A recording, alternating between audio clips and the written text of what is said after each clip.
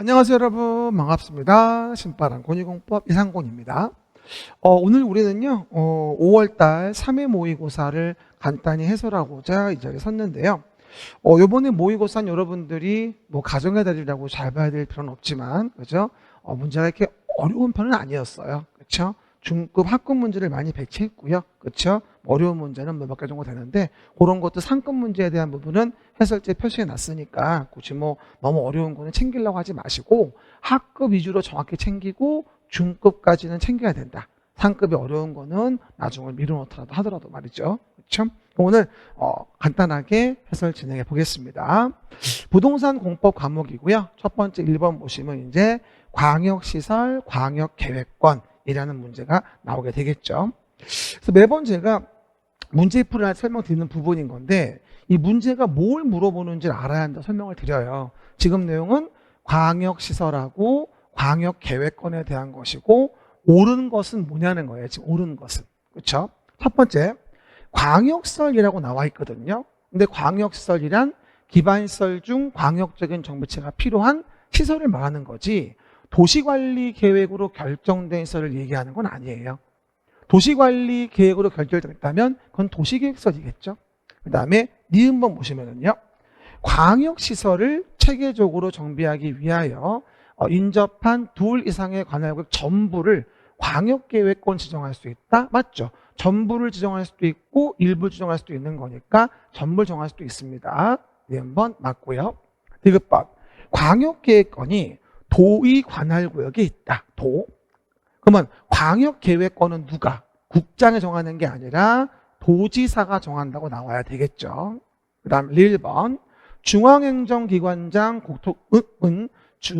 국토교통부 장관 도지사에게 광역계획권의 뭐다? 지정변경이라는 거를 요청할 수도 있다고 나오게 되거든요. 광역계획권 나올 때 요청할 수도 사실 아시면 되겠죠. 그래서 니은, 리을에 대한 부분이 옳은 것이 되어지는 거니까 정답은 4번이다 이렇게 이해할 수 있겠네요. 항상 우리가 광역계획권을 물어보는 건지 광역도시계획을 뭐 얘기하는 건지 내용 등에 대한 부분들에 대해서 우리가 정리해 보시면 되겠죠. 그래서 정답은 4번이 되어지고요. 그 다음에 다음 거 보시면요 42번이 나오죠. 42번. 그죠? 그럼 내용에서요, 국토계획 법령상 A도 B군에서, 그렇죠? 도시군 관리계획이라는 것의 결정의 효력 및 지형도면의 설명으로 틀린 거라고 나옵니다. 그렇죠? 그래서 이거는 관리계획 물어보는 거죠. 항상 우리가 도시계획 나올 땐 이게 도시관리계획인지 도시기본계획인지 구분하셔야 돼요. 그래서 관리계획에 대한 걸 물어봤구나 응용할 수 있는데요. 첫 번째, 도시관리계획 결정 효력은 지형도면을 고시한 날부터 발생한다. 항상 얘기하죠. 여기는 다음 날 들어가는 거 아니라고 했어요. 그리고 지형도면이라는 거를 만든다고 한다면 그 관리계획의 입안권자가 만드는 거거든요. 그러면 A도 B군이니까 당연히 입안권자는 B군수가 되니까 B군수는 결정고시 되면 지적이 표시된 지형도에 도시관리계획 사항을 표시한, 밝힌 도면을 작성해 줘야죠. 지형도면 작성은 관리계획의 입안권자가 만드는 거니까. 세 번째 보시면 B군수는 지구단위 계획 수립에 관한 지형도면을 작성하면 A도의 승인을 받아야 한다. 지구단위 계획 관련된 거는 승인받지 않겠죠. 그렇죠? 결정권이 없는 시군일 때만 지형도면 승인을 받는 거죠. 결정권이 있죠. 지구단위 계획과 관련된 부분은 대도시가 아니어도 B군수가 결정권이 있기 때문에 이런 경우는 도지사 승인이 필요 없습니다. 관리계획 결정 직접 할 수 있는 군수니까. 그렇죠? 정답은 3번이 되어지겠습니다. 네 번째, 지형도면의 승인 시청을 받은 A 도지사는 대조할 착오 없다고 인정되면 30일 이내에 지형도면을 승인해 줘야 되고요. 그 다음에 A도가 도시관리계획을 직접 위반했다. 그러면 도지사가 직접 위반했다면 어차피 지형도면은 위반한 자가 만드는 거니까 B군수의 의견을 들어서 A 도지사가 직접 지형도면을 작성할 수도 있겠죠. 그래서 정답은 3번이 되어지고요. 이렇게 지형도면 관련된 문제가 아무래도 한 번 정도는 다시 물어볼 수도 있는 거니까 여러분들이 챙겨서 42번은 좀 잘 봐두시길 바랍니다. 그렇죠? 관리계획 효력 발생에 대한 부분하고 지형도면 관련된 지문이니까요. 잘 좀 기억해서 3번으로 보고요. 43번입니다. 아주 쉬운 문제죠. 용도 지역에 대한 설명인데 옳은 것을 모두 고른 게 뭐냐는 거예요. 용도 지역 설명인데 옳은 것을 모두 고르시오. 생각보다 이런 문제가 쉽지가 않아요. 포인트 잡아야 되겠죠. 일단 일종 일반 주거 지역이다. 일반 주거면 편리한 주거 환경 조성이 되겠죠. 그리고 일종이니까 저층주택 중심이 되어져서 기역은 맞아요. 니은박. 이종 전용 주거 지역입니다. 그럼 전용 주거인데 이종이니까 공동주택 중심이고 양호한 주거 환경을 보호하기 위한 거죠. 그럼 뭐가 되죠? 니은번에 대한 내용도 맞는 거라 볼 수 있겠고요. 그 다음에 준공업적이라고 나오는데 준공업과 관련된 부분은 경공업 기능에다가 주거상업 업무 기능을 보완한 것이거든요. 그래서 환경을 저해하지 아니하는 공업에 치면 일반 공업에 대한 걸 얘기하는 거지 준공업이라 볼 수 없는 거고요. 그리고 주로 농업적 생산을 위해서 개발을 유보한다고 나오면 이거는 생산녹지예요. 녹지 지역 중에서 생산녹지 물어보는 거 꽤 많이 물어보는 부분이라서 기억하셔야 되고요. 그 다음 미음번 농림지역으로 지정하여 관리하기 곤란하다라는 워드가 나오면 뭐라 기억하자? 우리는 생산관리구나 라고 이해해 줘야 돼요. 그러면 맞는 건 뭐예요? 기흥 니은번이니까 2번 정답이 되어지겠죠. 이런 거는 정말로 학급 문제로 반드시 맞춰줘야 하는 거니까 내용들 정리해 보시면 되겠네요. 정답은 2번. 그 다음에 44번입니다. 국토계획 법령상 용도지역별 용적률의 최대 한도가 가장 높은 게 뭐냐고 나와 있는데요. 수산자원보호구역은 특례가 인정돼가지고 보통 80%까지 가능하고요. 그 다음에 2종 일반주거라고 한다면 일반주거 최대 한도가 얼마죠? 3종 일반주거가 300이니까 2종 일반주거는 250%죠. 250%. 그리고 오타났네요. 성장관리 방안이 아니라 성장관리 계획을 수립한 계획관리지역이면 125%까지 가능하죠. 오타났으니 고치시고요. 그 다음에 도시지역의 외의 지역에 대한 부분의 농공단지라고 한다면 얼마까지? 150까지 인정할 수 있는 부분이고 그 다음에 도시지역의 외의 지역의 뭐다? 개발진흥지구는 100%까지 인정할 수 있겠죠. 그렇죠? 그러니까 내용 자체에 대한 부분에 대해서 본다라고 한다면 정답은 몇 번? 다시 하자. 왜 이런지 모르겠다. 농공단지. 다시. 이 문제가 잘못돼가지고, 씨.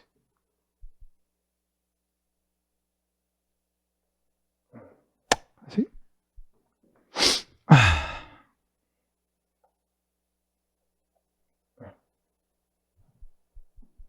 네, 그러면요. 44번 좀 봐볼게요. 국토계획 법령상 용도지역별 용적률에 대한 설명으로서 최대 한도 높은 거 얘기하죠.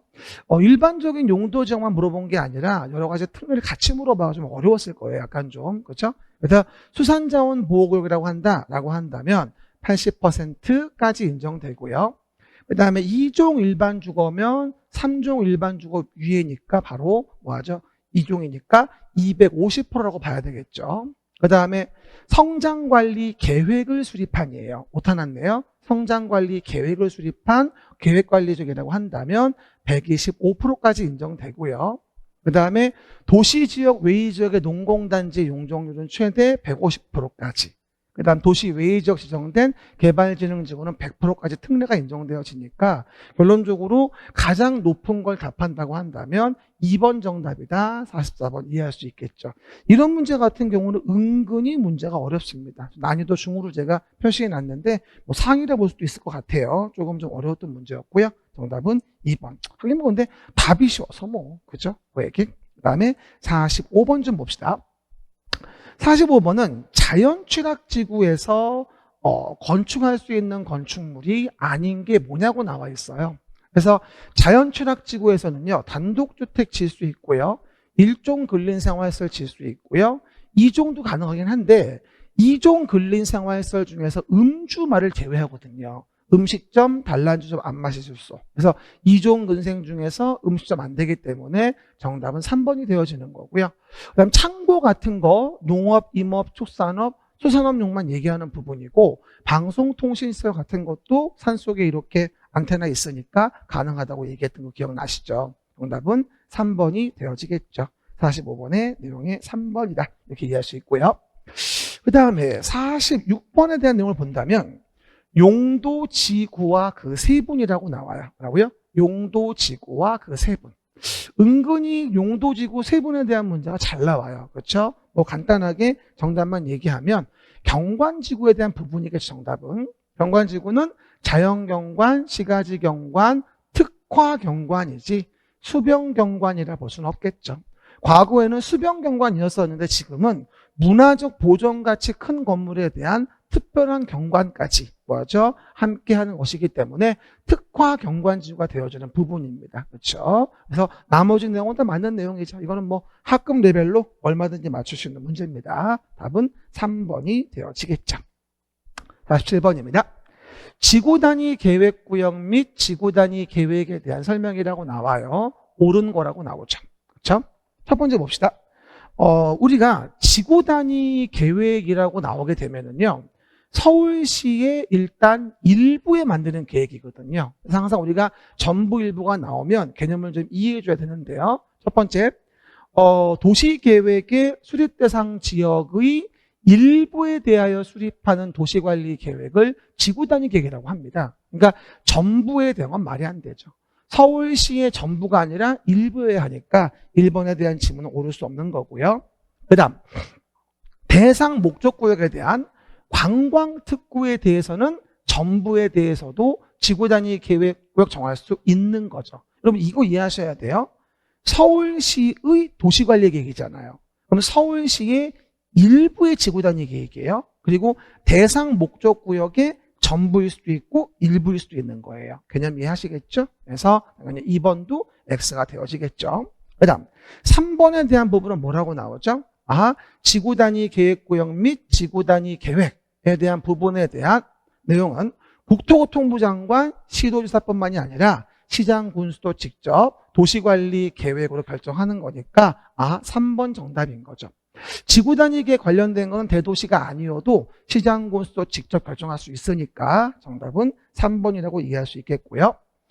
또 우리가 도시관리계획에 대한 부분을 주민이 입안을 제한할 수 있거든요. 근데 관리계획에 대한 입안 제한, 지구단위 계획에 대한 거 입안 제한 가능하지만 그에 대한 부분의 동의에 대한 부분은 기반시설이 아니고는 3분의 2를 얘기하거든요. 기반시설만 5분의 4고 그리고 입안 제한 사유 기억나시죠? 기지산에 올라 대입을 보고서 제안합니다. 그렇죠? 제 수업을 안 들었으면 또 모르시겠지만 기반시설, 지구단위 계획, 산업유통개발진흥지구, 행위제한 대체하고요. 그 다음에 입체복합구역까지. 그렇죠, 여러분? 하지만 기반시설만 5분의 4, 나머지는 다 3분의 2죠. 그 다음에 산업단지, 준산업단지에 대한 부분의 일부에 대해서도 지구단위 계획구역은 정할 수 있겠죠. 그래서 정답은 3번이다. 이렇게 우리가 이해할 수 있겠고요. 48번. 과거에 참 많이 나왔던 문제에 대한 부분인데 이게 뭐냐면 하나의 대지가 둘 이상의 용도 지역에 포인트는 걸친다는 얘기예요. 걸치는 경우일 때 그 행위 제한과 관련된 부분으로서 적용 기준에 대한 걸 물어보고 있는 거죠. 그래서 가로에 안에 들어갈 내용을 옳게 나란 걸 물어본 겁니다. 그리고 뭐 띠 모양 상업적이나 녹지 지역의 법령 단서 같은 건 고려하지 않는다고 얘기했어요. 봐요. 하나의 대지가 둘 이상의 용도 지역에 걸쳐 있는 거예요. 그러면 가장 작은 부분의 규모가 330제곱미터 이하라고 한다면 그 중에서 무엇은 건폐율과 용적률만큼은 뭐라 했어요? 가중 평균한 값을 적용하게 되고 그리고 그 밖의 제한에 대한 부분에 대해선 가장 넓은 지역에 대한 규정을 적용하는 것이라고 얘기했었죠. 그래서 우리가 보시는 바와 같이 이 문제에서는 가중평균한값 가장 넓은 면적이라고 나와야 되니까 정답은 3번이 되어지는 거예요. 그렇죠? 옛날엔 정말 많이 나왔던 부분이에요. 근데 근자 들어서 거의 안 나와가지고 한번 제가 빵꾸 메꾸기를 한번 좀 물어보지 않을까 싶어서 해봤는데 이런 문제도 한 번 정도는 좀 체크해 주시기 바랍니다. 정답은 3번이 되어지겠죠. 그 다음에 48번에 대한 부분은 받고 49번으로 갑시다. 공동구도 상당히 빈출 부분이에요. 뭐 언제든지 나오는 부분이라고 보시면 되는데 옳은 것이라고 나와 있죠. 공동구 파트도 참 잘 나오는 부분입니다. 그렇죠. 도로 밑에다가 둥그런 관을 묻어두고 전기, 전화, 가스 등 배관을 공동으로 수용하는 건데 공동구 설치에 대한 부분에 옳은 거라서 비용을 물어보고 있는데요. 비용 물어볼 땐 설치 비용을 물어보고 있는지 관리 비용을 물어보고 있는지. 그러면 공동구의 설치 비용은 점용의 예정자와 누가? 시행자가 이를 부담한다고 합니다. 점용 예정자와 시행자가 부담한다. 시작. 점용 예정자와 시행자. 설치 비용은 점용 예정자와 시행자가 부담하는 것이고 관리 비용은 점용하는 자가 함께 부담하는 거죠. 어쨌든 기획번과 관련된 부분은 뭐다? 옳다라고 이해할 수 있고요. 그 다음에 공동구 관리자가 유지관리 계획이라는 걸 만든다고 돼 있는데 유지관리 계획은 5년마다 만드는 거지 3년마다 만드는 게 아니죠. 그리고 내용에서 기억납니까? 공동구 수용할 때 폭발 위험이 있는 하수도관과 가스관, 그렇죠? 하수도관과 가스관에 대한 부분은 심의 거쳐 수용할 수 있다. 기억나세요? 학과심의라고. 심의학과? 뭐라고요? 심의학과? 이렇게 였죠. 심의학과 맞까? 심의학과. 그렇죠? 하수도관과 가스관이죠. 그래서 옳은 것은 디귿번도 옳겠네요. 참 잘 나와 이 질문도요. 그리고 공동구의 관리에 소요되는 비용은 공동구 관리자가 부담을 한다. 요즘은 관리 비용을 관리자가 냅니까? 말도 안 되죠. 점용하는 자가 함께 부담하는 거죠. 뭐야? 점용하는 자가 함께 부담한다. 그렇죠? 이하고 이해하시면 됩니다. 따라서 나중에 협의하여 점용하는 데 부담을 느낄 수 있는 것이 아니라 공동구 관리에 소요되는 비용은 점용하는 자가 뭐다? 함께 부담하는 걸로 봐줘야 한다라고 이해할 수 있겠죠. 그래서 뭐가 되죠? 옳은 거는 기역, 디귿이 되어지니까 정답은 몇 번? 2번이라고 내용 이해할 수 있겠죠. 뭐 박스 쳐놓고 우리가 기본적으로 봤을 때 옳은 거 고르시오 이런 식의 유형이 많이 물어보거든요. 그래서 위치 내용들 박스 문제에 대한 거 한 10개 이상은 이런 문제가 나오는 것 같아요. 그래서 우리가 내용 봤을 때 기역 디귿에 대한 부분 정답은 2번이다. 이렇게 이해할 수 있겠죠. 얘기. 그 다음에 내용에서 본다 한다면 50번 내용 좀 확인해 봅시다. 뭐죠? 50번 내용입니다. 50번은 도시계획의 시설사업을 시행합니다. 특별시에서 도시계획 시설사업을 시행한다. 그런 경우 토지 등의 수용, 사용이죠. 토지 등의 수용, 사용에 관한 설명이다. 옳은 거라고 이제 언급이 돼 있죠. 이렇게? 그러면 첫 번째입니다. 시행자는 토지 건축물을 수용할 수 있으나 소유권 외의 권리인 지상권을 수용할 수는 없다. 택도 없는 소리. 소유권, 지상권, 전세권, 임차권 다 수용할 수 있어요. 그렇죠? 그 다음에 두 번째, 시행자는 인접한이란 단어가 보이죠. 항상 문제 풀 때 제가 수업할 때도 강조하지만 항상 인접이 나오면 일시 사용이구나. 일시 사용. 수용 안 됩니다. 그렇죠? 그리고 공익사업의 인정을 받은 거로 봐주는 거. 공익사업의 인정 시기는 어디? 실시계획을 고시한 때. 실시계획을 고시한 때요. 기입니다. 알겠습니까? X가 되어지겠죠? 그리고 또 하나, 수용보상에 대한 재결 신청은 사실은 그래요. 수용에 대한 보상에 대해서 보상협의가 안 되면 사업시행자가 관할 토지수용위원회에 재결 신청을 하거든요. 근데 원래 재결 신청 기간이 보상법상은 1년인데 우리 도시기획시설 사업을 1년 내에 보상 완료할 수는 없으니까 특례가 인정돼서 실시계획에서 정한 사업시행 기간에 하여야 한다고 얘기합니다. 정답은 4번이 정답이 되겠네요. 5번. 그리고 수용에 대해서 이 법에 규정된 거를 제외하고는요. 집합 건물이 아니라 공익사업을 위한 토지 등의 취득 및 보상에 관한 법률이라는 것을 준용하는 거죠. 보통 보상법이라고 많이 부르죠. 그래서 5번도 옳지 않아서 이 문제는 뭐가 되어진다? 내용에서 4번이 정답이구나 라고 내용들 이해할 수 있겠죠. 과거에는요, 수용과 관련된 부분도 꽤 많이 나오긴 했어요. 그래서 기본 수용에 대한 패턴이라는 것들 혹시 모르니까 한번 정리해 주시고요. 51번 봅시다.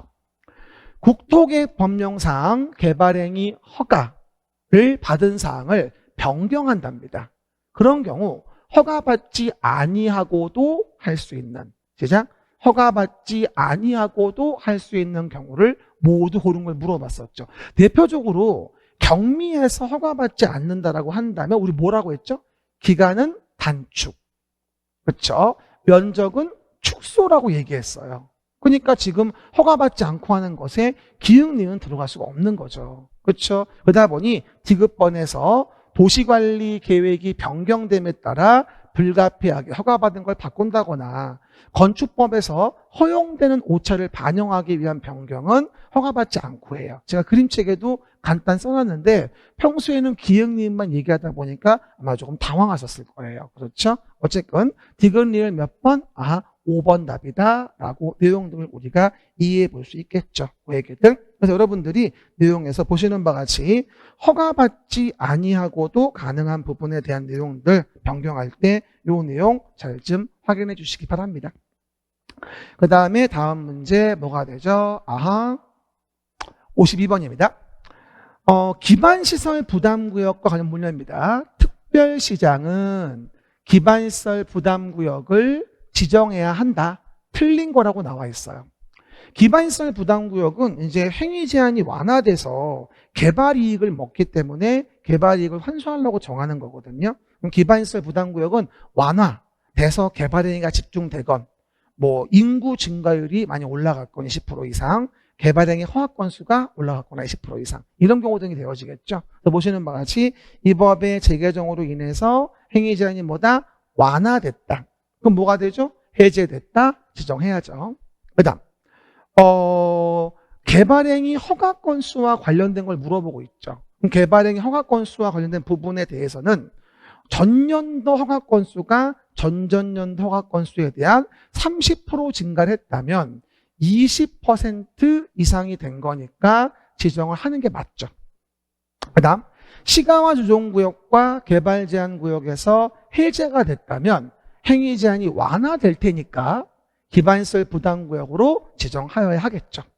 그 다음 인구 증가율과 관련된 부분이 전년도 뭐하죠? 그 지역 속하는 특별시의 전년도 인구 증가율보다 해당 지역이 20% 이상이 높다라고 한다면 인구 증가율 높으니까 지정해야죠. 하지만 도로율이 20% 미달된다라고 한다면 이 내용은 기반시설 부담구역이 아니라 개발밀도 관리구역에 대한 지정 기준이 되어지는 부분입니다. 그렇죠? 기반시설 부담구역은 개발행위가 많이 된다. 이런 지역에 대해서 개발이익을 환수하려고 정하는 것이기 때문에 단순한 기반시설의 부족 정도를 물어보는 것들은 개발밀도 관리구역의 지정 기준이에요. 근데 여러분 어때요?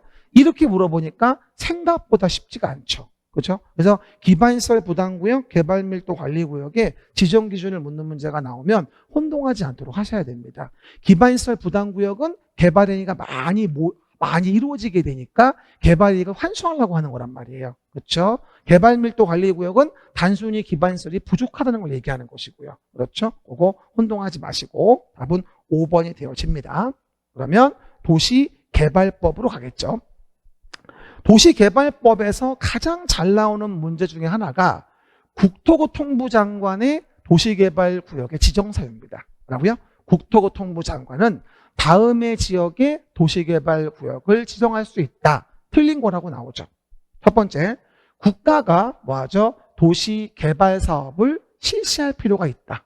그럼 국장이 하죠. 그 다음, 공공기관 정부 출연기관의 장이 30만 제곱미터 이상으로 국가계획과 밀접한 관련이 있는 도시개발구역 지정을 제안했다. 그럼 국장이 하죠. 제안이 나오면 공공기관의 장이나 정부 출연기관의 장이라고 나와야 돼요. 그래야 국장이에요. 지방공사회장 이러면 안 됩니다. 그 다음 요청이라는 단어가 나온다면 지방자치단체장의 요청이 아니라 뭐라 했어요? 관계 중앙행정기관장이죠. 무슨 장관급 얘기하는 거예요. 그렇죠? 요청에 의해서 국토교통부 장관이 도시개발구역을 지정하는 경우는 관계 중앙행정기관장의 요청이야. 무슨 장관급들, 지자체장의 요청이 아니죠. 아주 잘 나오는 문제 유형이에요. 꼭 단어를 보셔야 됩니다. 제안이라고 나오면 앞에 주어가 공공기관장, 정부출연기관장이라고 나와야 되고 요청이라고 나오면 관계 중앙행정기관장이라고 나와야 돼요.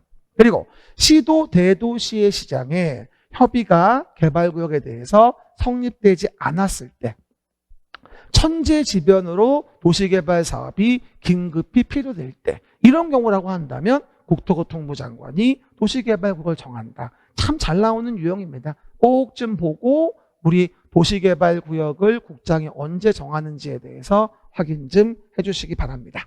그러면 54번이죠. 개발계획에 대한 문제가 나옵니다. 보통 우리 개발사업을 시행하면은요, 개발계획을 만들어서 도시개발구역을 정하게 돼 있거든요. 근데 개발계획 나올 때 아주 잘 나오는 지문이 뭐냐면 환지 방식으로 사업을 시행할 때에 개발계획에 대한 동의 있죠. 이걸 되게 많이 물어봐요. 환지 방식으로 시행할 때 개발계획에 대한 동의죠. 그럼 뭐가 되죠? 면적의 3분의 2 이상의 소유자와 소유자 총수의 얼마요? 2분의 1 이상에 대한 부분에 동의를 받으라고 나오죠.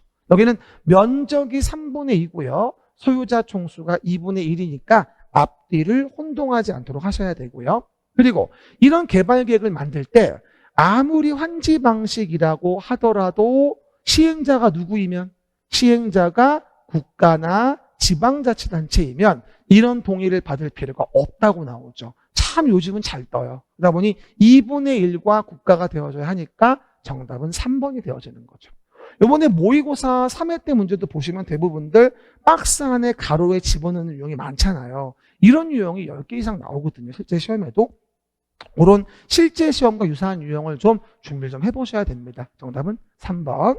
그 다음에 55번입니다.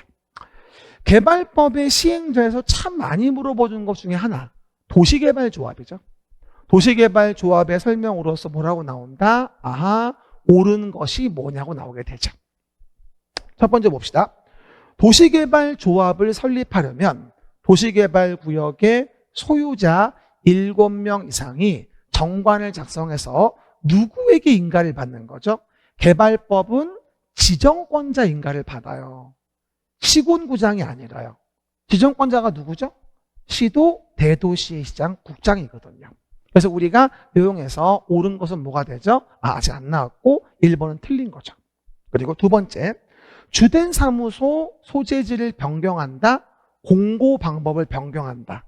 그러면 이거는 경미한 것으로서 인가받을 필요가 없고 신고만 하면 된다라고 설명을 드리게 되겠죠. 그 얘기들.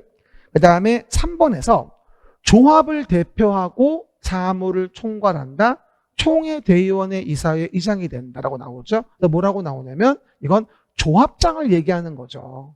감사를 얘기하는 게 아니라 뭐라고요? 조합장을 얘기하는 겁니다.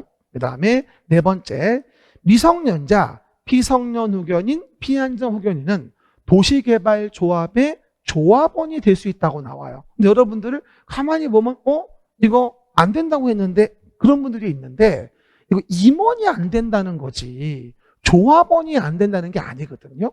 미성년자건 피성년 후견인이건 피한정 후견인이든 간에 이건 조합원은 될 수 있는 거예요. 임원이 안 된다는 얘기지. 좀 실수 좀 하지 마시고 5번입니다.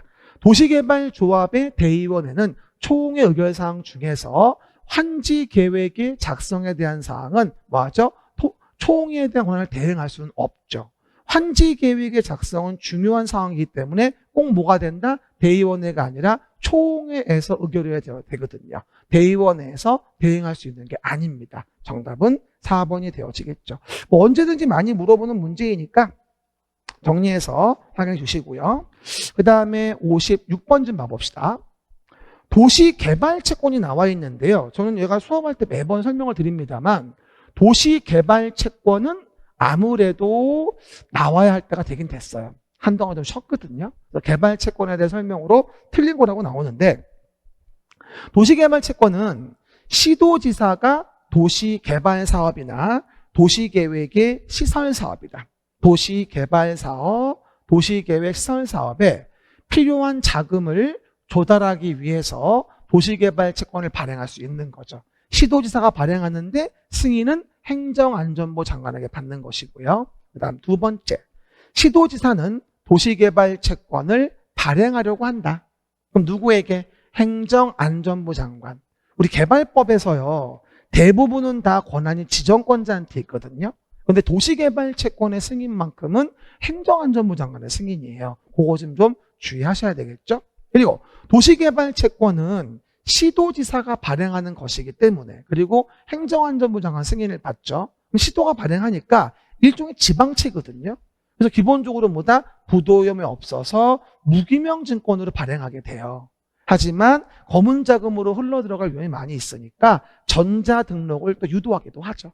전자등록 발행하거나 무기명으로 발행할 수 있고요. 그 다음 도시개발채권 특이한 게 소멸시효인데요. 원금 5년에 이자 2년이라고 하는 아주 특이한 소멸시효 규정을 두고 있습니다.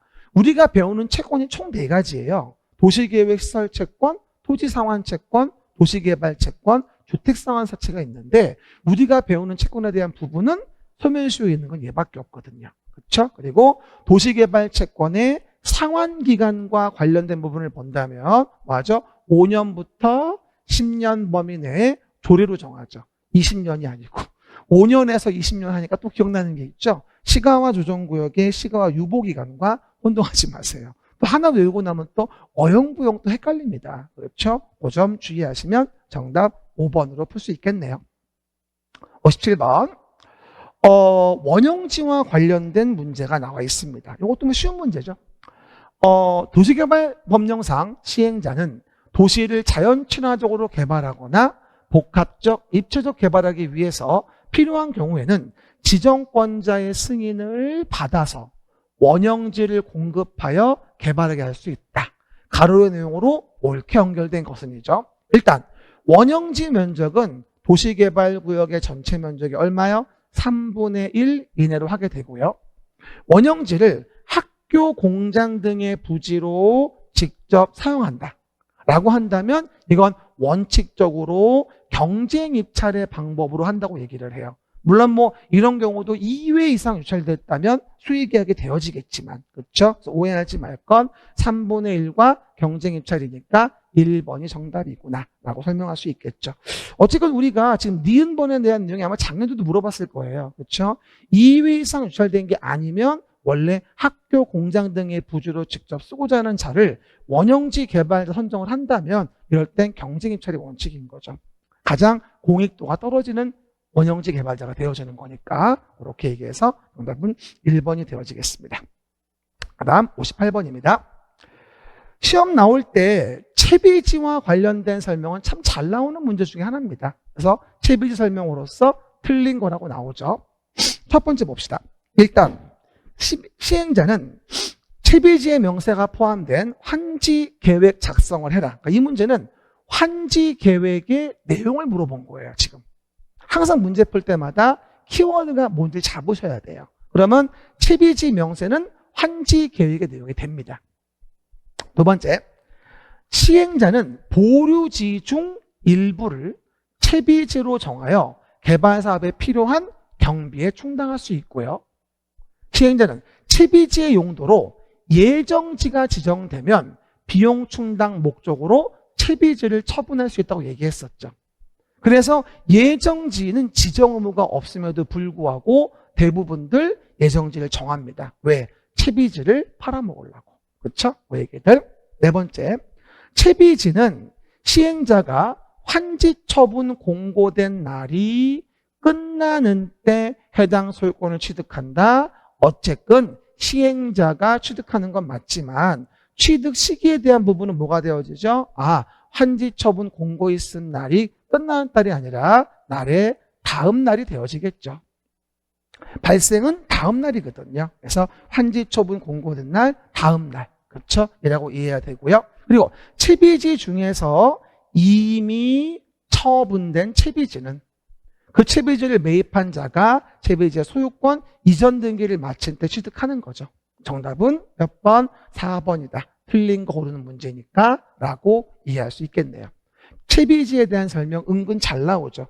근자에는 채비지 문제가 별로 안 나왔던 것 같아요. 기본적인 지문 많이 집어넣었으니까 잘 정리해서 확인해 주고요. 59번 정비사업 문제입니다. 요거 이제 학급 문제인데 재건축 사업에 대한 설명에 대한 걸 물어보고 있는 거예요. 재건축 사업의 설명이다. 옳은 거라고 나오겠죠. 첫 번째 봅니다. 도시 저소득 주민이라고 나와 있어요. 저소득 주민 보는 순간 주거 환경 개선 사업이구나. 그렇죠? 그리고 극히 열악하구나. 과도하게 밀집이 돼 있구나. 극히 열악, 과도 밀집. 그 다음 정비기반시설은 열악한데 노불량 건축물이 밀집돼 있다면 이건 재개발 사업을 얘기합니다. 그 다음 상업지역과 공업지역 등에서 도시기능의 회복과 상권 활성화를 필요한 도시환경 개선한다. 이것도 재개발이죠. 그래서 재개발은 주택만 짓는 게 아니라 도시환경 개선을 위한 것도 재개발로 보는 거니까 주의하셔야 되고요. 네 번째, 단독이나 다세대 주택이 밀집한 지역에서 정비 기반 시설, 공동이용시설의 확충을 통하여 주거환경을 보전 개량 정비하기 위한 거, 이것도 주거환경 개선 사업입니다. 재건축 정의라고 한다면 정비 기반 시설은 양호하나 노후 불량한 공동주택이 밀집한 지역에서 주거환경 개선하는 거를 이걸 우리가 재건축이라고 하죠. 그래서 보통 혼동하지 말 거, 대부분 정비 기반 시설의 양호만 중요한지 알지만 그뿐만이 아니라 공동주택이에요. 노후 불량한 공동주택이 밀집한 지역에서 주거환경을 개선하기 위한다면 이건 바로 재건축이 되어집니다. 그래서 양호, 노후 불량한 공동주택. 그죠? 양호, 노후 불량한 공동주택이 되어지겠죠. 답은 5번. 60번입니다. 60번도 정비구역 안에서의 이제 개발행위 허가를 물어보는 거죠. 이것도 은근 많이 물어보죠. 그래서 항상 우리가 도시계획 사업에 의하지 아니하고 개발행위 할 때 허가받는 경우 일반적인 개발행위 허가인지 시가와 주정구역 안에서 하는 건지 도시개발구역 안에서 하는 건지 정비구역 안에서 하는 건지 이걸 좀 구분을 해야 되거든요. 지금은 뭐예요? 정비구역에서 다음의 행위를 할 때 허가받아야 한다. 그래서 옳은 거가 뭐냐고 나왔어요. 여러분 고액애들 일단 허가받아야 하는 거를 고르시오. 이 얘기죠. 뭐라고요? 허가받아야 하는 거를 고르시오. 이 얘기입니다. 그럼 일단 관상용 중목의 임시 식재는 원래는 허가 안 받는 거죠. 하지만 그거를 경작지에서 대놓고 한다면 허가를 받아야 돼요. 왜? 보상금을 더 받기 위해 꼼수 쓰는 걸 수 있으니까. 그 다음 이동이 용이하지 아니한 물건을 1개월 이상을 쌓아놔요. 1개월 이상. 그러면 2개월은 뭐가 되죠? 1개월 이상 된 거니까 당연히 이것도 허가사항이 될 거예요. 그 다음 기존 건축물 붕괴 등 안전사고 우려가 있어가지고 해당 건축물을 위한 안전조치를 위한 행위를 한다면 허가 안 받죠. 그리고 경작을 위한 토지형질 변경도 허가 안 받아요. 그럼 지금은 허가받는 거를 물어본 거니까 정답은 1번에 기역 니은이 되어지죠. 이런 것도 여러분 틀리면 절대 안 되는 문제가 되어지겠죠. 정답은 1번 기역 니은이 되어지겠네요. 그러면 이제 61번 토지 등 소유자에 대한 문제가 나오게 되겠죠. 그러면 이건 쉬었다가 2교시부터 연결 설명드리겠습니다. 이제 나머지 20문제 마저 보도록 하죠. 61번 도시 및 주거환경 정비법에 의해서 토지 등 소유자에 관한 설명입니다. 라고 나와서 틀린 거라고 나와 있죠. 이 소유자와 관련된 걸 내가 쫙 모아서 지문을 만들어 본 건데요. 이 문제 괜찮은 것 같아요. 좀 어려울 수도 있습니다만 내용적으로 훌륭합니다. 그러면 첫 번째 볼까요?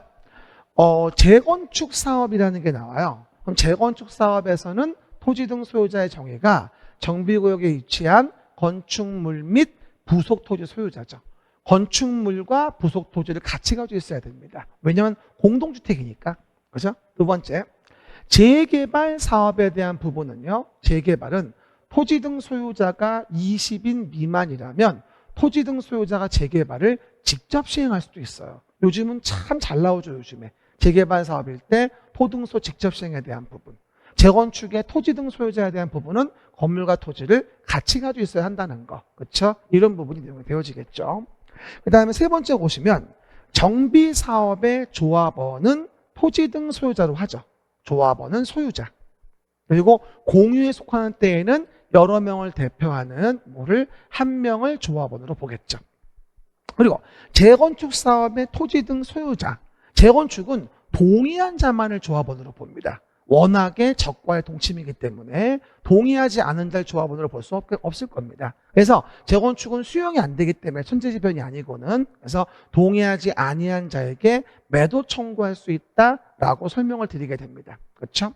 그리고 5번에 가서 토지 등 소유자가 재건축의 사업이라는 것을 시행하는 경우에는 사업 시행 계획 인가를 받은 후 규약에 따라 건설업자, 등록사업자를 시공자로 선정한다고 나와 있는데요. 오해하지 말 거, 재건축은 토지 등 소유자가 시행할 수 없거든요. 그렇죠? 위에 봤듯이 2번에서 재개발 사업에 대한 부분을 뭐하죠? 내용을 얘기하는 거지 재건축 사업에 대한 부분에 대한 걸 얘기하는 게 아니거든요. 그래서 우리 정답은 5번으로 이해할 수 있겠죠. 한 번 더 얘기합니다만 토지 등 소유자가 재개발 사업이에요.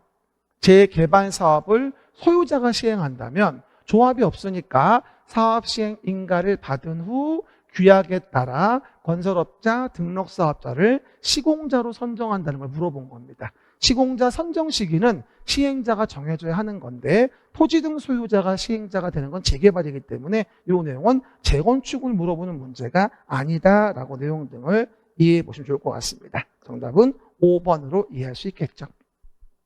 그 다음에 내용에서 62번입니다. 정비조합의 대의원회는 총회의 의결사항 중 다음에 총회 권한을 대행할 수 있다. 그래서 옳은 거, 대행할 수 있는 걸 고르란 얘기죠. 대의원회에서. 꽤 잘 나오는 부분이죠. 정관의 변경 같은 중요한 거는 경미한 거 빼고는 총회 해야죠. 그 다음 정비사업의 전문 관리업자라는 것의 선정 변경에 대한 부분도 중요하니까 총회해야 되고요. 조합장은 보궐선임하는 것까지 포함해서 조합의 임원에 대한 선회임을 한다면 총회 의결 거쳐줘야 하고요. 하지만 조합의 해산은 총회지만 사업의 완료로 인한 조합 해산이라고 한다면 대의원회에서 대행할 수 있거든요. 그래서 대행할 수 있다. 옳은 거에 대한 부분은 4번이 되어지겠죠. 사업의 완료로 인한 조합 해산에 대한 부분은 뭐죠? 대의원에 대행할 수 있다고 얘기하고요.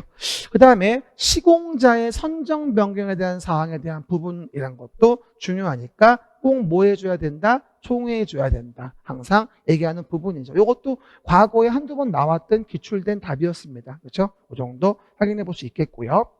그 다음에 63번입니다. 항상 정비사업은요. 재개발을 물어보는 건지 재건축을 물어보는 건지 아니면 주거환경 개선사업을 물어보는지를 좀 관심을 갖고 봐야 돼요. 근데 문제에서 뭐라고 나왔냐면요. 조합이라고 나와 있고요. 조합이 재건축을 한대요. 그럼 사업 시행 계획 등을 물어보면서 옳은 게 뭐냐고 나와 있어요. 조합이 재건축 사업을 시행할 때 사업 시행 계획 관련된 거에 대한 걸 물어보고 있는데요. 첫 번째 봅시다. 일단 사업 시행 계획에 대한 내용을 물어보고 있는 거예요. 근데 재건축 사업에 대한 부분은 임대주택 건설 계획은 사업 시행 계획 내용으로 보지 않습니다. 따로 뭐 재건축 초과이익 환수를 당하기 때문에 굳이 그럴 필요가 없는 거죠. 그래서 X가 되어지고 두 번째입니다. 시행자는 존치 리모델링에 관한 내용이 포함된 사업 시행 계획서를 작성해서 인가를 신청할 수도 있다고 나오죠. 그래서 옳은 거에 대한 부분은 뭐다? 정답이 2번이다 라고 이해할 수 있겠죠. 세 번째, 시장 군수 등은 지정개발자인 토지 등 소유자가 시행자인 경우에는 사업비의 20% 범위에 해당하는 이내에서 시도 조례가 정하는 금액을 뭐하죠? 예치하게 할 수 있다라고 이제 내용 등이 언급되어져 있는데요. 지금 내용의 것도요. 재건축을 물어보는 건데 이 내용 맞는 것 같지만 이 내용은 재건축에 대한 게 아니라 재개발일 때 얘기하는 거예요. 그렇죠? 재개발 사업을 토지 등 소유자인 지정개발자가 시행자가 된다. 20% 범위 내에서 조례가 정하는 걸 예치하게 하죠. 문제에서 재건축을 줬으니까 이건 재개발 내용이라 옳지 않은 거고요. 그 다음 시장 군수 등은 특별한 사유가 없으면 사업시행계획서의 제출이 있은 날로부터 인가 여부를 알려주는 게 60일 이내가 되어져요.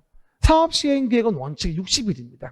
그렇죠? 이내에 인가 여부를 알려주게 되고요. 5번 시행자는 정비구역에서 천재지변 등의 사유가 아닌 경우에도 토지 등을 수용할 수 있다? 틀렸죠. 재건축은 천재지변 등에 한정해서만 수용할 수 있는 것이지 천재지변 등이 아니면 수용할 수 없습니다. 그래서 수용할 수 없어서 재건축은 매도 청구에 조문을 두고 있다고 이해하시면 되겠고요. 그렇죠? 그 내용. 정답은 2번이고요. 이 문제의 핵심 포인트는 뭐라고요? 이게 문제 지문에 재건축 사업이라는 말을 봤냐가 포인트예요. 그렇죠, 여러분? 그거 혼동하지 마시고 내용 보시면 되겠죠. 그 다음에 64번입니다. 아직은 나온 적이 없는데요. 소유권 이전 고시 이후에 조합의 해산과 관련된 설명으로 틀린 거라고 나오죠. 사실은 그래요. 조합장은 소유권 이전 고시가 있었는데 1년 지나도록 뭐하죠? 계속 조합을 해산하지 않고 있으면 안 됩니다. 왜냐하면 계속 조합원들에게 인건비라든가 사무실 직원들 돌아가는 비용 등을 부담하게 할 수는 없거든요. 그러다 보니 이 조합에 있는 직원들은 예를 들어서 뭐 그 급여 더 받기 위해서 등등 조합이 늦게까지 쭉 있었으면 좋겠다는 경우가 많이 있거든요. 일부러 해산을 지연시키기도 하고요. 그래서 보시는 바와 같이 조합장은 이전 고시 일로부터 1년 이내의 조합의 해산을 위한 그래서 총을 소집해 줘야 됩니다. 정답은 2년이 아니라 1년이 되어지겠죠. 나머지 내용은 읽어보세요. 그런가 보다. 어쨌든 조합장은 이전 고시 있고 나서 1년 이내에 조합 해산을 위한 총을 소집해서 해산을 하는 게 맞아요. 괜히 조합원들에게 비용 부담만 시키는 거니까 2년이 아니라 1년. 조금 처음 보시는 분도 있을 것 같습니다. 그 정도만 간단히 이해하시고요. 그 다음에 65번. 초고층 건축물에 대한 설명입니다. 초고층. 꽤 중요하죠. 옳은 것은. 우리 초고층 건축물에 관련된 부분의 문제는요. 정말 잘 나오고요. 제가 초고층 관련된 지문들만 다 모아놨어요. 여기부터 건축법이죠, 이제. 건축법은 매번 얘기하지만 뭐 잘 외워줘야 합니다. 방법은 없어요. 그래서 이제 자꾸 공부하시는 분들이, 봐도 모르겠어 하시는 분이 많이 있는데, 사실은 공법이라는 거는 자꾸 얘기하지만 많이 볼수록에 마이너스예요. 잘 나오는 부분을 제대로 정확히 내 것으로 빈출 부분을 반복해 만드는 것이 중요한 것이지, 어려운 거 많이 하는 거 아무 소용 없습니다. 그렇죠? 어쨌건, 그럼 봐요. 초고층 건축물에 대한 부분의 정의는요. 50층 이상이라거나 보다 200m 이상을 얘기합니다. 그러므로 1번 지문에 대한 거 초고층은 말이 안 되죠. 두 번째입니다. 두 번째 지문의 포인트는 사전 결정입니다. 사전 결정과 건축허가. 초고층 건축물이라고 해서 사전 결정을 신청해야 한다라는 조문은 없습니다. 사전 결정은 의무가 아니거든요. 그리고 초고층 건축물이라고 해서 국토통부 장관의 허가를 받으라는 조문도 없습니다. 그렇죠? 그래서 허가권자에 대한 부분은 특시 특도에다가 시군구장이 되어지고 예외적으로 특광이 되어지는 거지 국장이나 도지사는 허가권자가 아닙니다. 그리고 피난 안전구역과 관련된 설치에 대한 부분인데요. 초고층 건축물은 30개층마다 1개소 이상의 피난 안전구역 면적을 설치해주라고 얘기를 하고요. 그렇죠? 그 다음에 허가권자는 초고층 건축물의 건축 허가를 하기 전에 안전 영향 평가를 평가기관에 의뢰하여야 한다. 요것도 좀 잘 나와요. 그래서 초고층 건축물은 워낙에 높으니까 그래서 허가하기 전에 안전 영향 평가를 안전 영향 평가 기관에 의뢰해 줘야 됩니다. 그렇죠? 그리고 16층 이상이거나 바닥 면적 합계가 5,000제곱미터 이상이라고 나와 있어요. 그런 판매시설이다라고 나오는데 이건 초고층이 아니고요. 다중이용 건축물 얘기하는 거죠. 라고요? 다중이용 건축물. 많은 사람이 모여드는 거라서 구조기술사 협력을 통해서 안전하게 건물을 지으라는 거죠. 그렇죠? 이건 제가 만든 문제인데 잘 나왔어요. 문제가 잘 빠졌습니다. 수작입니다. 옳은 거 4번 답입니다. 초고층은 뭐를 물어보든 간에 언제든지 물어보는 문제니까 잘 좀 정리해서 내용들 봐주시면 되고요. 66번. 매번 얘기하는 거죠. 용도 변경. 요즘에 용도 변경 문제가 건축법에서 거의 매년 나와요. 그렇죠? 근데 뭘 물어보는 거냐면 건축물 대장의 기재사항의 변경 신청. 건축물 대장의 기재사항의 변경 신청으로서 옳은 거다라고 언급이 되어져요. 그렇죠? 그럼 내용을 보고 언제 건축물 대장의 기재사항을 변경하는 것인가를 봐야 되겠죠. 그래서 매번 뭐라 했습니까? 순서가 자산 전문 영교 건축의 시작. 자산 전문 영교 건축의 용도 변경 시작. 자산 전문 영교 건축의 용도 변경이죠. 그러다 보니까 위에 있는 것으로 위험한 거, 아래에 있는 것으로 위험하지 않은 거. 그러다 보니 위로 올라간다면 허가 받으세요. 아래로 내려온다면 신고하세요. 그리고 옆으로 움직인다라고 한다면 내용에서 대장 기재만 변경 시청하면 됩니다. 라고 얘기하는 거예요. 그래서 대장 기재 변경 시청하는 용도 변경이라고 한다면 동일한 시설군에서의 변경을 얘기하는 거거든요. 그러다 보니까 봐봐요. 공장을 창고시설로 변경한다고 나와요. 그럼 봐요. 공장을 창고시설로 변경한다라고 한다면 공장이건 창고시설 다 산업 등 시설군 안에 있는 겁니다. 그럼 동일한 시설군이니까 뭐다? 기역번은 대장기재 변경이 필요하고요. 그 다음 종교시설을 위락시설로 변경한다고 나오죠. 종교시설과 위락은 모두 문화집회시설군입니다. 그럼 문화집회시설군 안에서 변경하는 거니까 이것도 대장기재 변경 시청해야죠. 그리고 다가구 주택을 단독주택으로 변경한다. 이건 뭐예요? 단독 안에서 움직이는 거거든요. 그럼 단독 안에서 움직이는 것이기 때문에 대장기재 변경이라는 것은 신청할 이유가 없는 부분이고요. 그 다음 교육연구시설을 운동으로 바꾼다. 교육연구는 여기 있거든요. 근데 운동은 여기 있어요. 위에. 판동숙이니까 올라가죠. 그럼 뭐가 됩니까? 리을번은 허가사항이 되어집니다. 그래서 대장기재 변경을 신청해야 하는 건 기역, 니은이라서 1번이구나라고 이해할 수 있겠죠. 요즘에 그 용도 변경 관련된 부분이 정말 많이 나와요. 사실은요. 그러다 보니까 자산 전문 영교 건축의 용도 변경 이래가지고 내용도 순서 기억하시고 올라가면 허가, 위험한 걸로 바꾸는 거니까 내려오면 신고, 그 다음에 옆으로 가면 대장기재 변경. 이것처럼 대장기재 변경도 안 하는 예외가 있긴 하지만 그렇죠, 여러분? 그 내용들 이해하시면 됩니다. 답은 1번이죠. 67번입니다. 건축 허가를 취소하여야 한다. 건축 허가를 취소하여야 한다. 그 경우를 모두 고르시오. 건축 허가 취소도 저는 나온다고 매년 얘기하거든요. 근데 이 석이 안 나와요. 나올 때까지 얘기할 거예요. 그렇죠? 누가에게나 해보자고요. 누가에게든. 그럴 때 산업 집적 활성화 공장 설립에 관한 법률에 공장 등은 제외하고 연장은 고려하지 않겠다. 항상 단서 나오는 거 잘 보세요. 그러면 예외 고려하지 않고 하는 거니까 봐봐요. 첫 번째, 국토교통부 장관은 국토관리를 위하여 필요하다고 인정했다? 근데 봐봐요. 기획법 내용은 허가를 취소해야 하는 게 아니고 허가, 착공, 제한 사유예요. 이거는. 그렇죠?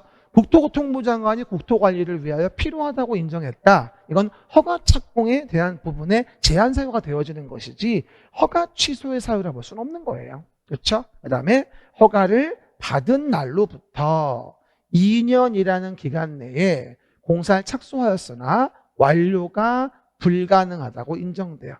그러면 뭐가 된다? 취소하여야 하고요. 착공신고 전에 착공신고를 안 했는데 경매로 건축주가 대지의 소유권을 상실한 때부터 6개월이 지난 이후에 공사 착수가 불가능하다고 판단됐다. 그러면 경락받은 자를 보호하기 위해서 허가를 취소하여야 합니다. 그럼 하여야 한다. 니은 디귿에 대한 부분이 답이 되어지니까 정답은 니은 디귿. 그래서 모두 고른 건 4번이 되어지겠죠. 내용들을 정리해 볼 수 있습니다. 허가 취소해야 한다도 언젠가 한번 나와야 돼요. 그러니까 잘 좀 챙겨 놓으시고 있습니다. 제가 장담은 못하지만 아마 3회 모의고사에 내어드렸던 게 아마 실제 문제에 가면 절반 이상은 나올 거예요. 제가 문제 고를 때 항상 이렇게 나올 타이밍이 된 거를 고르려고 애를 쓰거든요. 그런 부분 좀 여러분 좀 알아주시면 좋겠어요. 그죠? 68번입니다. 이것도 아주 중요한 문제예요. 참 잘 나오는 문제인데 대지 안의 조경과 관련된 문제입니다. 그렇죠? 면적이 200제곱미터 이상 대지의 건축물을 건축하는 건축주는 용도지역 건축물 규모에 따라서 조례로 정하는 기준에 따라 조경조치라는 걸 해야 한다고 나와요. 뭐라고 나오죠? 조경조치 해야 된다. 하지만 다음은 하지 아니할 수 있다. 또 조경을 안 할 수 있는 거에 대한 부분에 특례를 물어본 거란 말이에요. 그렇죠? 그럴 때 공장이라고 나오면 공장 관련된 건 그냥 면적이면 5,000제곱미터 미만이고요. 연면적 합계면 1,500 미만이고요. 그리고 산업단지 안의 공장은 그냥 다 적용 안 합니다. 그래서 기흥, 니은, 디귿은 다 뭐냐면 공장을 지금 물어보고 있는 거예요. 다. 그렇죠? 그리고 나서 물류시설 관련된 부분에 대해서 1,500제곱미터 미만의 물류시설이고요. 요거 나올 때 많이 물어보는 게 주거와 상업지역은 1,500 미만이어도 적용해야 되거든요. 그래서 언제든지 항상 물어보는 지문이기 때문에 적용 관련된 지문에 대한 건 잘 좀 기억하셔야 돼요. 그렇죠? 그러면 정답은 몇 번이 되어지겠어요? 5,000, 1,500. 공장, 뭐하죠? 1,500이 되어지는 거니까 정답은 몇 번? 5번이 되어지겠네요. 5,000, 1,500, 공장 1,500이니까 5번 답이죠. 그렇죠? 5개. 정답은 확인할 수 있겠습니다. 그 다음에 69번입니다. 공개공지 공간입니다.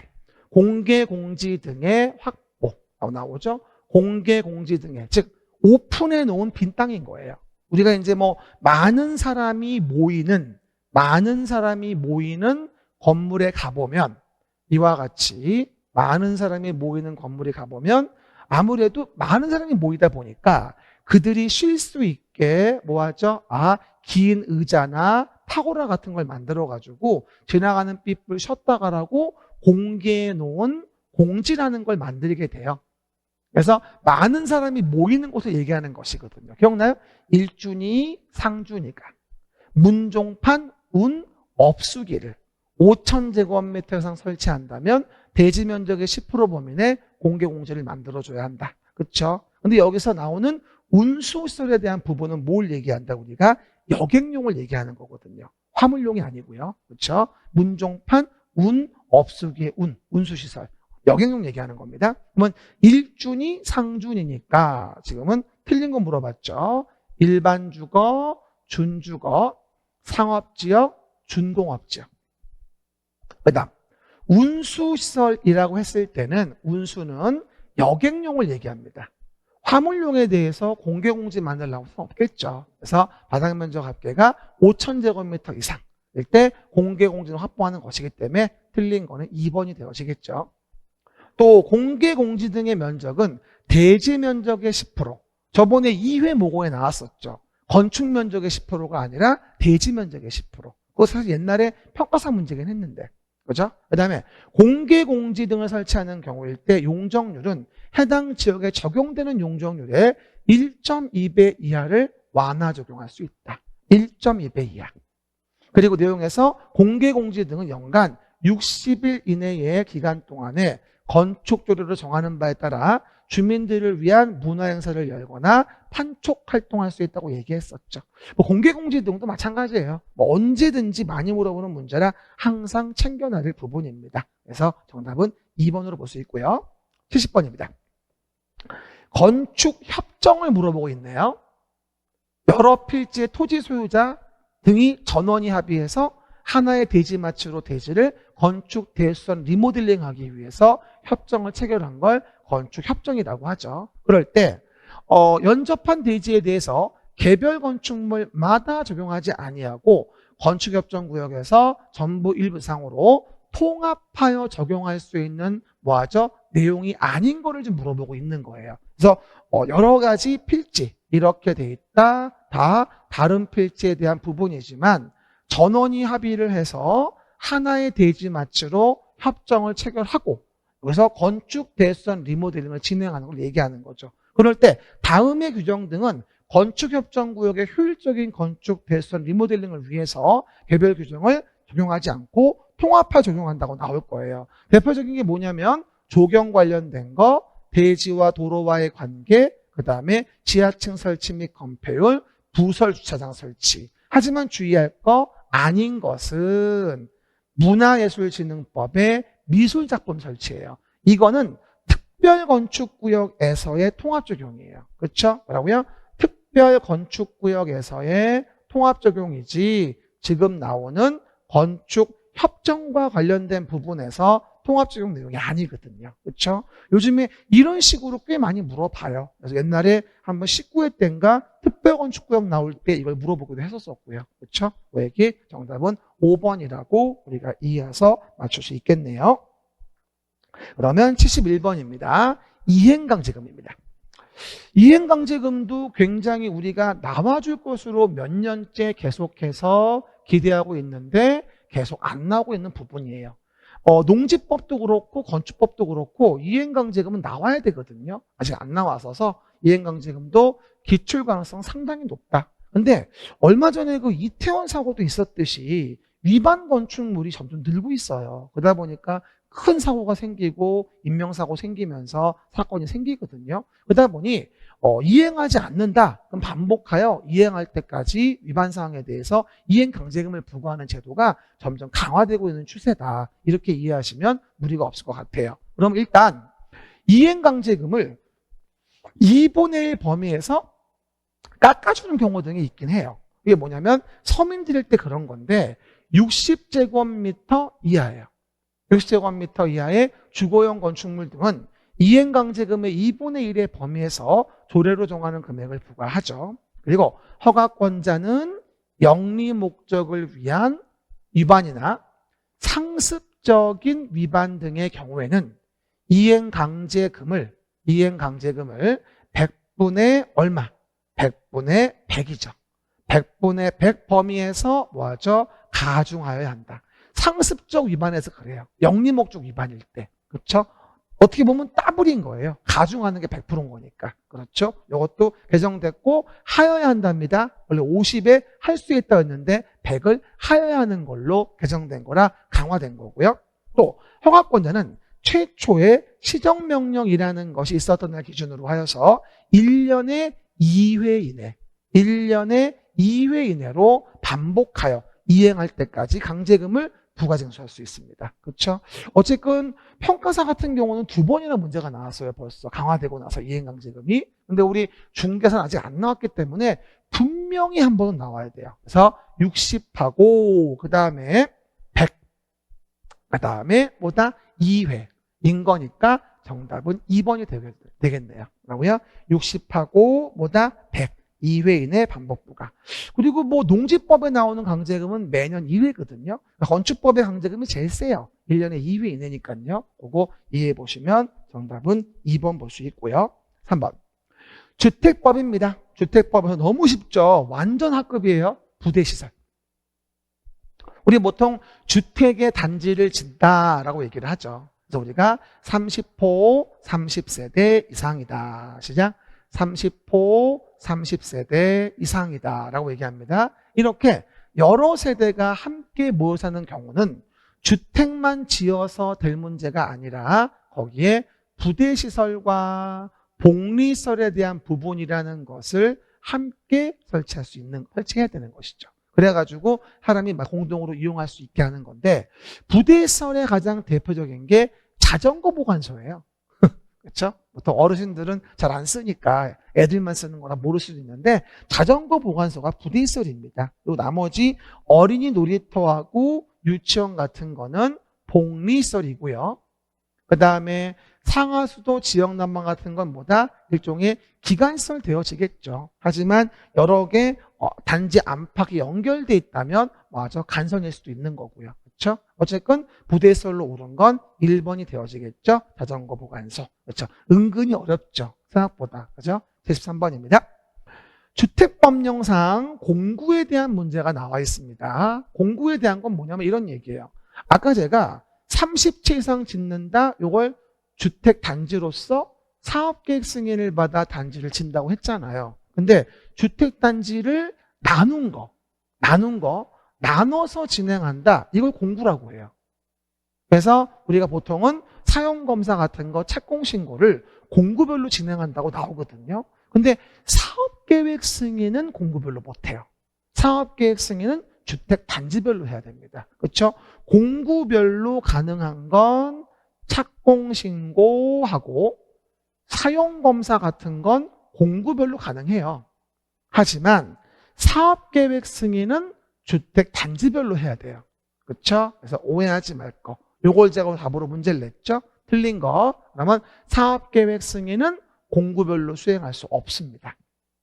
답은 2번이죠. 그리고 뭐 공구란 하나의 주택단지에서 둘 이상 구분되는 1단의 구역을 말하고 공구별 세대는 300세대 이상으로 해야 되고 전체 세대가 600세대이면 공구별로 분할하여서 시행할 수 있죠. 즉 300이라는 부분이 되어지겠죠. 그 다음에 최초로 공사를 진행하는 공구다라고 한다면 어쨌든 사업계획 승인 받은 날로부터 5년 이내에 공사를 진행해야죠.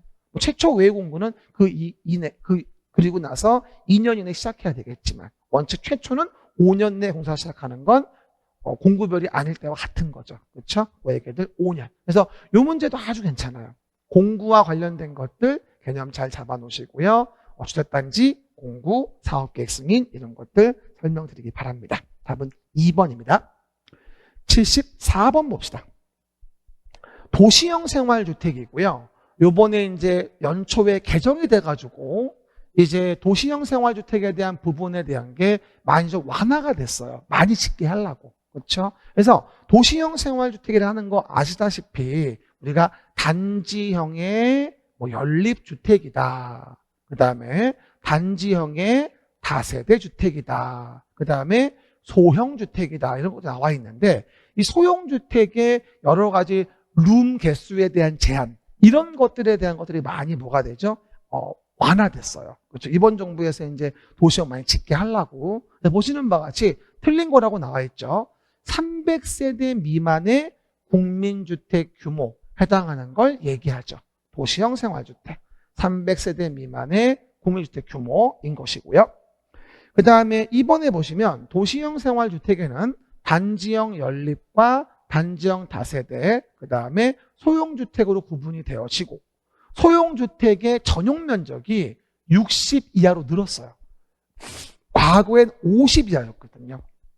그리고 지하층에는 소형주택 같은 거 설치하면 안 된다고 얘기를 해요. 그리고 건축 제한과 관련된 부분에 대해서 소형주택만큼은 특례가 있어요. 그래서 우리가 하나의 건축물에는 소형주택과 주거용 면적이, 전용 면적이 85를 초과하는 1세대는 함께 건축할 수도 있어요.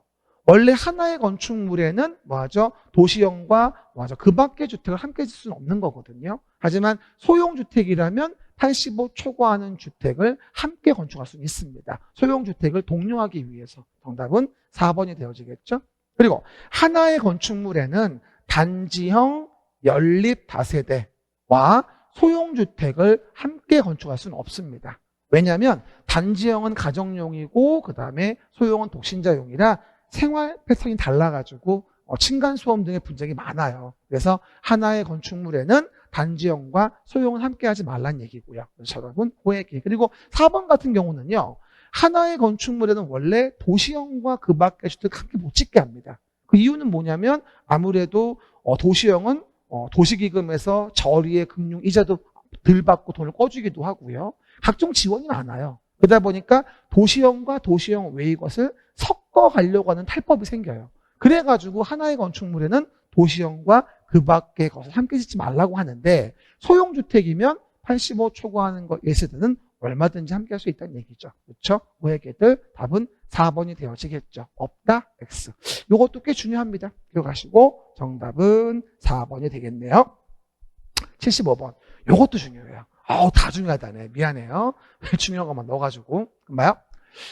우리가 개발법에 개발조합이 있었고요. 정비법에 정비조합이 있었죠. 주택법엔 주택조합이 있어요. 근데 이 주택법에 나오는 주택조합이라는 것은 다시 세 가지로 또 구분이 되어져요. 그러면 주택조합에 대한 부분에 대해서 지역주택조합, 그 다음 직장주택조합, 그 다음 리모델링 조합이라고 해서 세 가지로 구분이 되어지는데 지역조합과 직장조합은 무주택자들 중심으로 모여서 돈 걷어가지고 땅을 사서 집을 지은 다음에 우선 공급 받으려고 하는 거예요. 그러니까 지역 직장조합에 대한 부분에서 조합 설립에 인가를 받으려고 한다면 가장 중요한 게 토지에 대한 부분의 사용권과 소유권 확보가 제일 중요해요. 이건 재개발 재건축처럼 소유자가 자기 토지를 내놓고 진행하는 게 아니에요. 무주택자들 위주로 모여서 돈 모아가지고 적당한 땅을 사서 집을 짓고 우선 공급하는 것이기 때문에 주택건설 대지의 소유권, 궁극적으로는 소유권이겠죠. 그러다 보니까 조합 인가 받을 땐 사용권과 소유권의 확보를 잘 했느냐, 이 관건이거든요. 그러다 보니 지역주택조합, 직장주택 조합으로서 주택을 마련하기 위해서 주택조합 설립 인가를 받으려 한다면 아래 요건이라는 걸 모두 갖추어야 한다. 빵꾸 내용으로 옳게 연결된 것이죠. 포인트는 뭐가 될까요? 사용권을 얘기하느냐, 그 중에 소유권을 얘기하느냐. 그러면 사용권은 뭐가 되어질까요? 80% 이상의 사용권과 15% 이상 그 중에 소유권이 들어가야 된다는 얘기입니다. 그래야 인가가 나와요. 그렇기 때문에 80, 15가 되어지니까 정답은 1번이 되어지겠죠. 그렇죠. 이게 한 번은 분명히 물어볼 얘기입니다. 다 한 번은 나온다고 얘기했지만 어쨌든 꽤 중요한 부분이죠. 그 정도 됐고요. 76번입니다. 주택상환사채. 이것도 아주 잘 나오는 채권입니다. 주택법의 주택건설 자금의 주택상환사채. 틀린 거 얘기하는 거죠. 첫 번째입니다. 일단 주택상환사채는 액면 발행도 가능하고 할인 발행도 가능합니다. 그리고 사업주체로서 발행하는 것이죠. 토지공인이나 등록사업자가. 그래서 기명증권이고요. 그 다음에 양도하거나 중도에 해약할 수 없는 게 원칙이에요. 이런 예외사항 빼고 얘기하는 거니까. 그 다음에 만약에 양도했다면 공급제소 교란행위에 걸립니다. 그렇죠? 그리고 주택상환사채의 상환기간은 3년을 넘을 수 없고요. 주택상환사채를 발행하려고 한다. 그러면 주택상환사채 발행계획을 수립해서 승인을 받는데 기재부 장관의 승인을 받는 게 아니라 국토교통부 장관이에요. 그렇죠? 우리 앞에서 배웠던 토지상환채권 같은 건 지정권자의 승인, 도시개발채권 같은 건 행정안전부 장관 승인, 이거는 국토교통부 장관 승인이에요. 우리가 나중에 제가 또 테마 특강 비교할 때도 해드릴 건데요. 어쨌든 누가 승인권자인지 구분하는 것부터가 아주 중요한 기본이 되어지겠죠. 답은 4번이고요. 그리고 주택상환사채를 발행한 등록사업자의 등록이 말소가 됐다. 그럼 주택상환사채의 효력에는 영향을 미치지 아니하죠. 만약에 등록사업자가 보증을 받았는데 말소가 된 영향을 미쳐가지고 사채가 의미가 없어진다면 말도 안 되죠. 그래서 우리가 아까 등록사업자는 보증을 받아야 발행할 수 있어요. 말씀 안 드렸지만. 그래서 보증 받았으니까 등록사업자의 등록이 말소가 됐어도 사채 효력은 유지가 되는 거죠. 정답은 4번이라고 보십니다. 주택상환사채도 꽤 많이 물어보는 부분 중에 하나입니다. 77번. 사용검사 후 매도 청구입니다. 시작. 사용검사 후 매도 청구. 이 주택법은요, 공공의 사인방, 국가, 지자체, 토주공, 지방공사가 아니면 일반적으로 수용이 안 돼요. 일반적인 현대건설이 아파트 진다고 토지를 수용한다면 말이 됩니까? 말도 안 되지. 그렇죠? 그래서 우리가 주택법에는 매도 청구 조문이 많아요. 수용이 안 되면 매도 청구로 알 받기를 막아야 되거든요. 그렇죠? 그러다 보니까 첫 번째가 뭐 리모델링 결의에 찬성하지 않은 자의 매도 청구. 그렇죠? 또는 뭐 사업계획 승인할 때 알 받고 안 파는 놈한테 매도 청구. 그다음에 사용 검사 끝났는데 알 받고 안 파는 놈에게 매도 청구입니다. 그렇죠, 여러분? 요 조문이죠. 그러면 77번 관련된 부분은요. 일단 주택의 소유자들은 대표자를 선정하여 매도 청구에 관한 부분의 소송을 제기할 수 있고요. 그 다음에 대표자는 주택의 소유자 전체의 3분의 2 이상의 동의를 받아서 뭐하죠? 얻어야 된다. 대표자는 주택의 소유자 전체의 3분의 2 이상 동의 선정한다. 3분의 2가 아니라 4분의 3 이상을 얘기하는 거죠. 그래서 77번 답은 몇 번? 2번이 되어지겠다. 또 매도 청구에 관한 소송에 대한 뭐에 대해서는 판결은 주택의 소유자 전체에 대해서 효력이 생기는 것이고요. 그리고 매도 청구하려는 경우에는 해당 토지의 면적이 주택단지 전체 대지 면적의 5% 미만이다. 이어야 하고, 또 매도 청구 의사표시는 실소유자가 해당 토지 소유권을 회복한 날로부터 2년 이내에 해당 실소유자에게 송달되어져야 합니다. 4분의 3 뭐하죠? 이상 5% 미만 2년 내 송달. 세 가지 숫자 기억하시면서 사용검사 후 매도 청구의 조문은 잘 좀 봐주셔야 되겠습니다. 그 다음에 78번이 되어지겠죠. 이거는 전매 제한 관련된 거 툴로서 투기 거열지구 말고 조정 대상 지역을 물어본 겁니다. 조정 대상 지역은 과열 지역이 있고 위축 지역이 있어요. 그렇죠? 청약에 대한 부분에 대해서. 그런데 작년도 34회 기출에 뭐가 나왔냐면 위축 지역에 대한 조정 대상 지역의 지정 기준을 물어봤어요. 저는 그래서 과열 지역에 대한 부분의 지정 기준을 한번 다시 물어보지 않을까 싶어가지고 이 질문을 내봤는데요. 조정 대상 지역의 지정 직전월부터 소급하여 3개월간 해당 지역의 주택가격 상승률이 그 지역이 속하는 시도의 소비자 물가 상승률의 1.3배를 초과한 지역으로서 다음 강목에 해당한다. 그 중에서도 뭐가 분양권 전매 거래량. 분양권 전매 거래량이 뭐가 되죠? 30% 이상이 증가된 지역. 30% 이상이 증가된 지역이라고 한다. 그래서 전매 거래량. 그렇죠? 분양권 전매 거래량. 이게 30% 이상 생기면서 가격 상승률이 1.3배 초과했다면 조정가상 지역의 과열 지역이라는 걸 정하게 됩니다. 그렇죠? 혹시 모르니까 작년도에 위축 지역 물어봤기 때문에 올해는 과열 지역 물어본 겁니다. 그러면 정답은 뭐가 될까? 1.3에 30%니까 요거 1번 답 되겠네요. 1.3에 30%. 이래서 주택법 마무리됐고요. 마지막 농지입니다. 농업인과 관련된 거는 참 잘 나오는 부분이에요. 아마 2회 때 모의고사에도 나왔을 겁니다. 그렇죠? 농업인 설명으로 농업인은 농업에 종사하는 개인으로서 다음의 자를 말한다. 안 봐요? 틀린 거라고 나와 있죠? 일단 소가축은요. 소가축은 100도예요.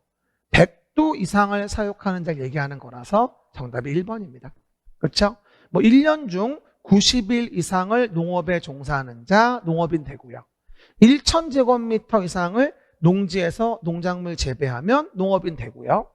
연간 판매액은 120만 원 이상인 자를 얘기하는 거고요. 그 다음에 비닐하우스면 330제곱미터 이상을 설치해서 다년생 식물을 재배하는 경작하는 자도 우리가 농업인으로 봐주게 됩니다. 정답은 1번이죠. 마지막 80번입니다. 너무 쉽죠. 농지 소유 상한에 대한 부분인 거죠. 농지 소유 상한. 매번 얘기하는 거 상속, 반련, 주말 체험, 만만천. 시작. 상속, 반련, 주말 체험, 만만천이 상한이죠. 나머지는 소유 상한이 없어요. 그리고 상속은 농업을 경영하지 않는 자일 때 상한이 있는 거고요. 주말 체험과 관련된 부분이라고 하는 것은 세대원 전부가 소유한 면적을 얘기하는 거예요. 그럼 첫 번째 상속과 관련된 거 하고 주말 체험과 관련된 게 있죠. 그러면 당연히 농업을 경영하지 아니하는 사람을 얘기하는 거고 1만 제곱미터까지만 소유할 수 있고 주말청 영농이니까 1,000제곱미터 미만을 소유할 수 있는 거죠. 그리고 세대원 전부가 소유한 면적을 얘기하는 거지 세대원별 면적을 얘기하는 게 아니라는 거죠. 그래서 1만하고 1천이 되어지는 거니까 정답은 2번이 되어지겠네요. 1만 1천이라고 볼 수 있겠죠. 이래서 3회 모의고사에 대한 부분에 대한 해설을 한 40번씩 2번 정도 설명을 드렸습니다. 많은 문제들을 맞출 수는 없지만요. 모의고사는 솔직히 그래요. 맞추려고 보는 것보다는 틀리려고 본다고 이해하시면 돼요.